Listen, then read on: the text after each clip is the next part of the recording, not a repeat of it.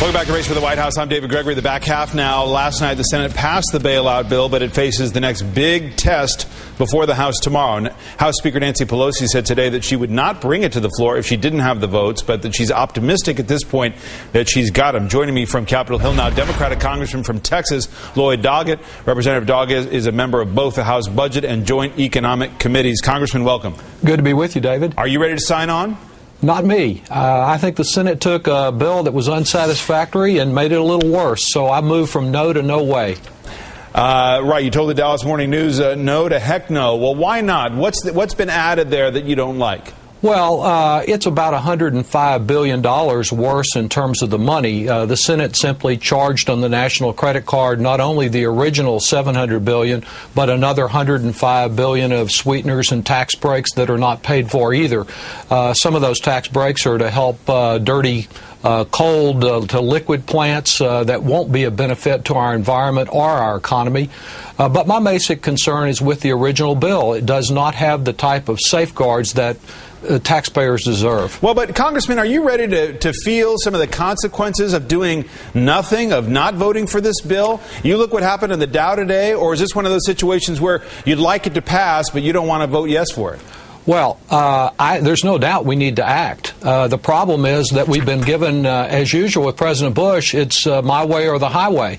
There were other alternatives that should have been considered and could have been considered along the way, but we had a hitting of the panic button and telling everyone they'd be without retirement or the ability to use an AMT card. Totally unrealistic. So you don't buy that? In other words, you don't think there's any reason to panic? Is that your position? My position is there's reasonable to take deliberate action. You know, I applaud Warren Buffett today, for example. He's now put in $8 billion into Goldman Sachs and General Electric. But, you know, he didn't buy toxic securities. He got preferred stock. So why should the taxpayer get the worst, the stuff that no one wants? Congressman, you want to bring up Warren Buffett. He also said in an interview on CNBC yesterday, this was a great deal for taxpayers. He'd love to have 1% of the action of the Treasury Secretary's ability to buy those kinds of assets. He thinks there'll be a pretty handsome return. He said people are going to make money off this deal. Well, David, there's no doubt it's going to be a good deal for Warren Buffett. He invested it at the right time. He's got preferred stock. We've got the worst, toxic, can't value, nobody wants securities is what's proposed for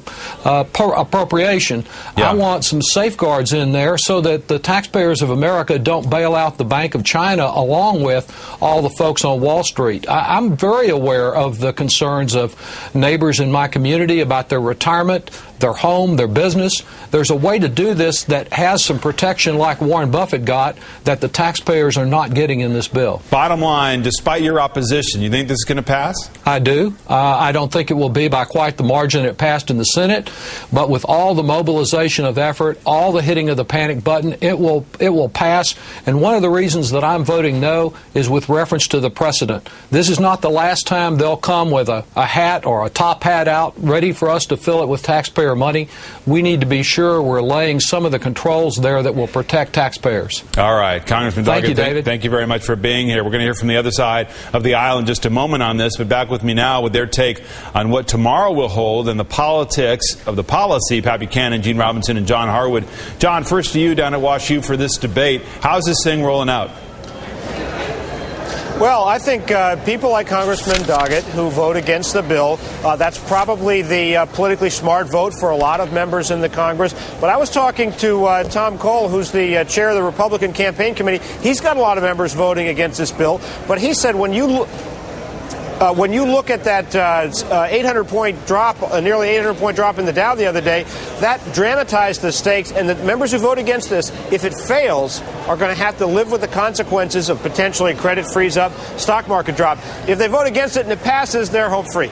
Yeah, right, which is what Congressman Doggett was talking about. He thinks it's going to pass. Gene, leadership test for both these candidates, McCain and Obama. They have been in the position now of telling their parties, we've got to act, we have to support this.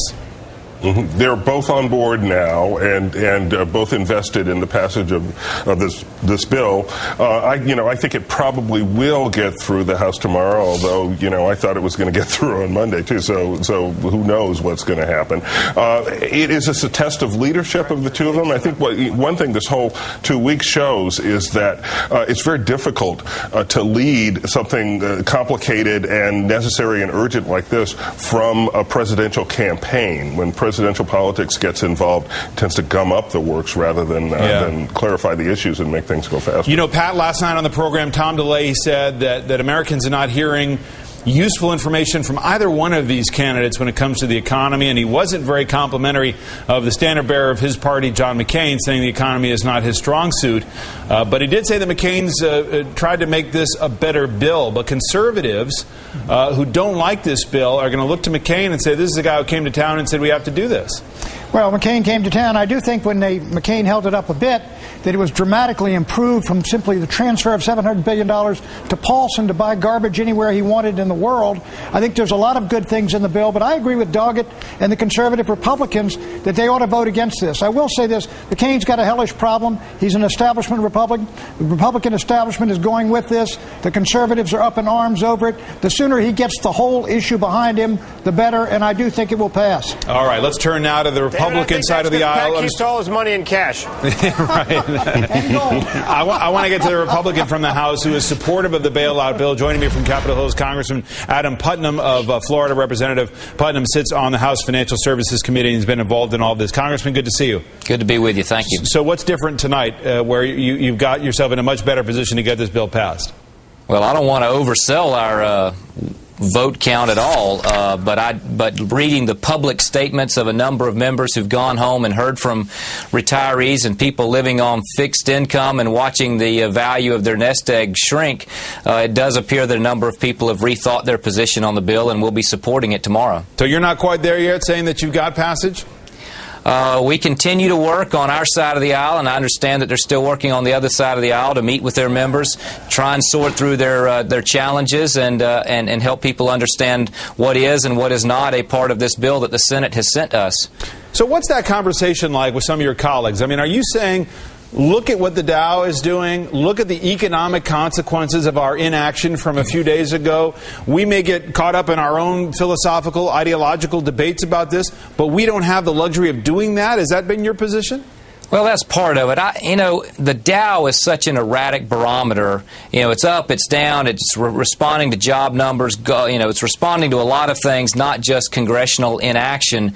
The more important market to watch, frankly, is this credit market that is absolutely frozen. Right. And that is spilling into small businesses. That's spilling into car dealerships. It's spilling into restaurant franchisees. It is so far beyond just being a handful of rich guys on Wall Street. And that credit market, we don't have the luxury of watching the ups and downs every day and understanding it as well as we do the Dow. It's a more accurate barometer of the challenge, the fundamental economic challenge that we face out there. How bad is the economy hurting the Republican Party, and do you think it's a serious, if perhaps fatal blow against McCain in November? Well, we've certainly seen, the polls indicate that, a state like Florida where, McCain had a healthy lead, they've now tightened up or even gone upside down for McCain by a couple of points since these economic issues have come to the forefront. This is an issue that that's in everyone's best interest, whether you're Republican or Democrat. We want a healthy economy, and Congress needs to have the right policy in place and let this private capital come in once we've unlocked these credit markets and let's have a presidential debate that's not about a crisis. Let's have a presidential debate about the future of health care, the future of entitlement reforms, and those kinds of things. I'd like us to get to that point, but we're not there right now. All right, Congressman Adam Putnam from Florida, thanks for your time tonight. Thank you.